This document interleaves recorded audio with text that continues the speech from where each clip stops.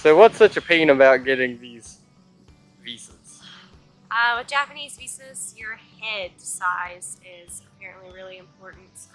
It has to be between 22 millimeters and 28 millimeters in size. So unlike normal passport pictures that we have here in the US, our heads are a bit bigger in those pictures. So normal pharmacy photo centers who take normal passport pictures, our heads are going to be a lot bigger. So we get to go try to convince some pharmacy photo center to retake and retake and retake our pictures until our heads are the exact size. And what was the trick behind that you discovered last time? Last time, I went to UPS first, and they weren't even willing to even try to make my head size smaller. So I eventually made my way around to a CVS, and it took about 3 tries. The man there was really helpful. We just had to take the picture, print it out, and then measure it each time. And about the 3rd time, it was finally the right size. And it was just as simple as standing further away from the person you're taking the photo of. Alright, so we just went to the drugstore to get our visa pictures. And it took 3 tries for mine, but I was the first one to go. After that, he pretty much knew how to do it. So both of our pictures are now within the 22 to 28. Mine's about 26. I think Jordan's like 27. No, this is 26 too. So that's the safe zone between 22 and the 27. So you can see how much smaller our heads are compared to a normal visa photo you would see, at least for American passports. So I just took in a standard sewing gauge. It's the smallest thing I have. It has this nifty little thing where I had to count all the millimeters. I just set the thing there so I didn't have to count while we were in the drugstore. And it just touches the bottom of the head to the top. It's really easy to use for something like this. It's meant for sewing, but it was really useful.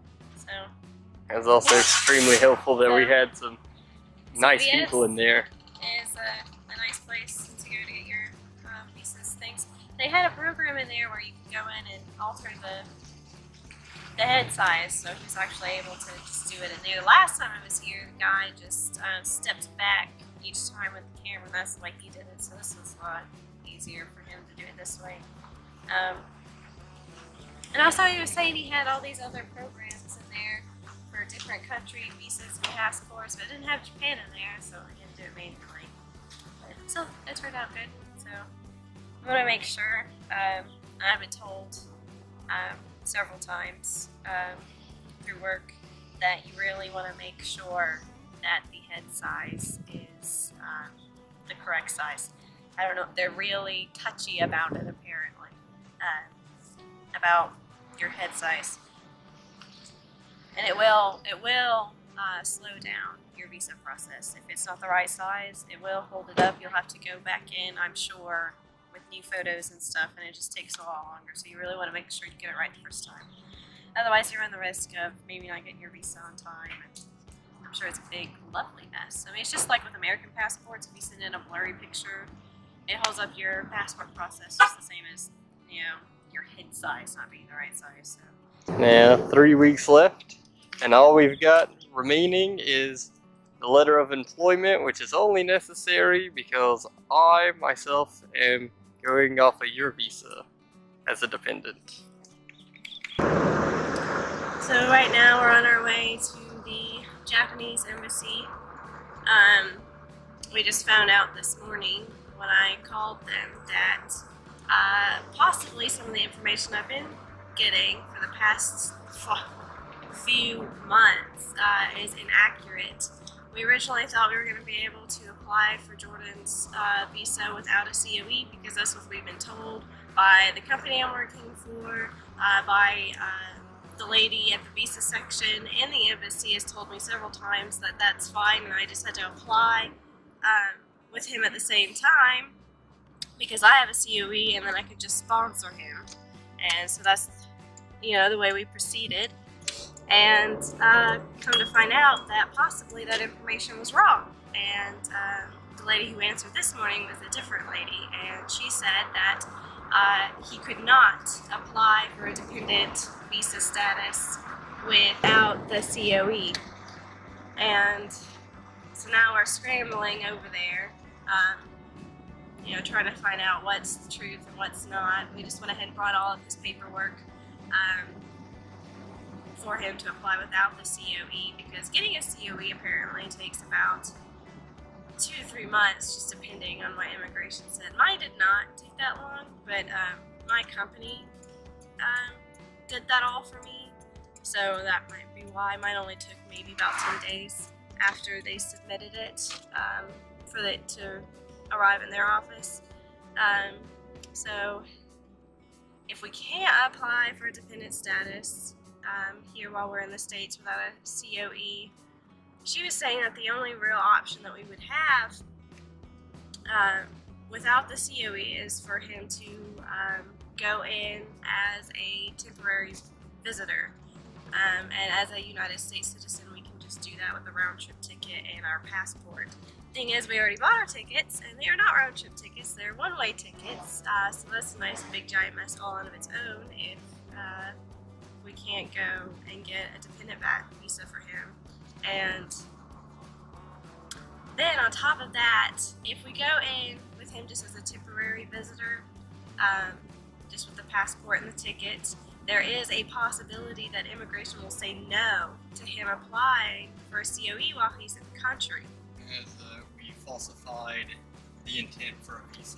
Yeah, so it's just a big giant mess, which means he would have to go back to the States and apply for a COE there. That's what we end up doing. We don't know, because we still don't know if the information we're given this morning is accurate. And I really hope it's not, because it's just another big delay in everything that we've been planning to do. We thought we were being given accurate information, and there's a big possibility that we have not been, and it really stinks. And it's really stressful. So I just got back from the Japanese embassy, and it would appear that we stressed for nothing. When we got there, the lady we actually talked to This morning. Yeah, this morning was the lady who was at the window, and she was actually under the impression that I didn't even have a COE, and that we couldn't do it that way with him being a dependent.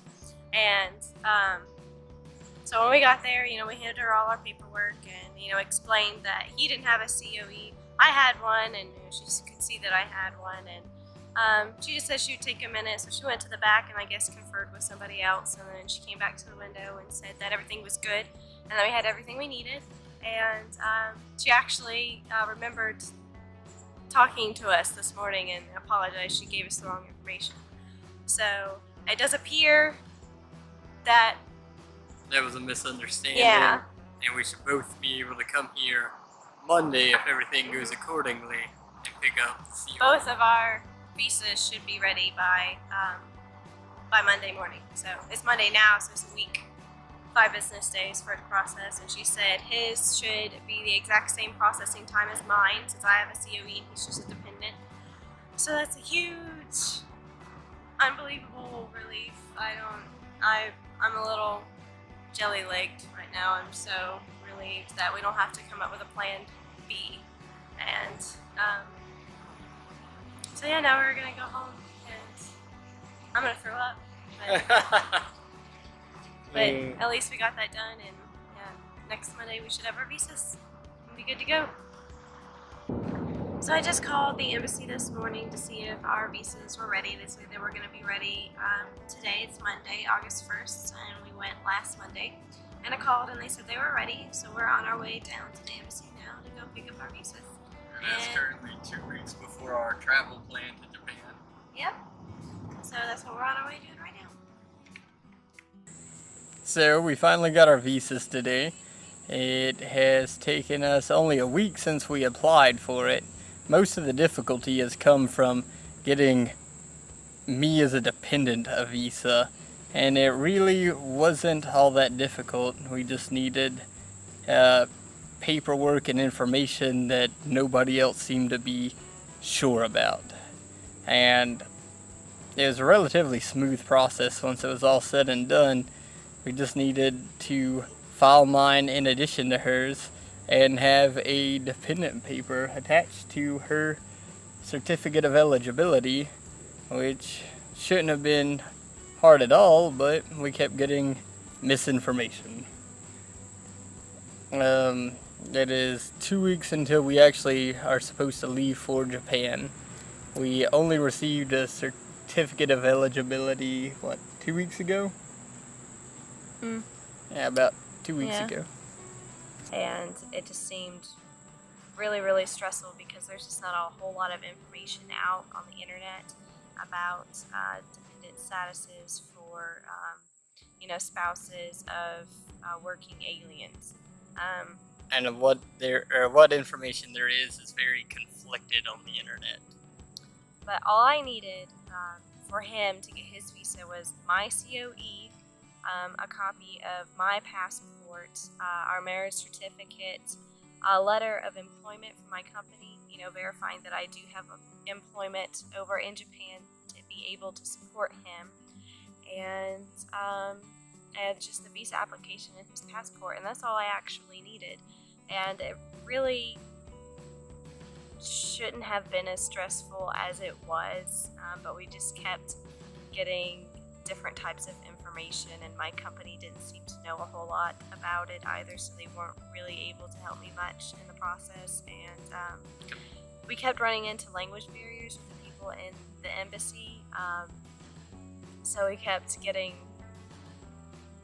it was actually our initial information we were given was correct, and then we kept getting misinformation there on. Yeah, and especially that morning of that we actually went to apply for the visa, we almost had a meltdown because we thought we had been given, it was contrary to all the other information we had been given by the embassy, and really it wasn't a big deal. All we had to do was make sure we had all the paperwork